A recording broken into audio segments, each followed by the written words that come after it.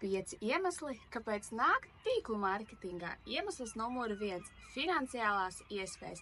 Tev ir iespēja pelnīt papildus ienākums vai arī pelnīt katru mēnesi un būt pats sev noteicējs. Iemesls numur 2 ir ļoti elastīgs darba grafiks. Tas nozīmē, ka tu neesi piesiets vienam konkrētam darba grafikam, bet tu pats izvēlies laiku, no kura līdz kuram tu vēlies strādāt. Bet atceries, tas, cik daudz tu darīsi, atspoguļosies tavās finansēs. Iemesls numur 3 – uzņēmēja darbības iespējas.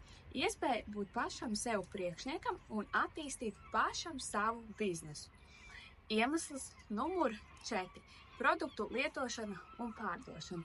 Tu pats uz sevi ikdienā vari lietot produktus, kas tev patīk, un ieteikt un pārdot tikai tos produktus, kas tev pašam liekas kvalitatīvi, kurus pats ikdienā tu lieto. Iemesls numur 5 – zems sākuma kapitāls. Salīdzinājumā ar tradicionālo biznesu šeit tīklu mārketingā ir šausmīgi zemes starta kapitāls, lai uzsāktu šeit darboties.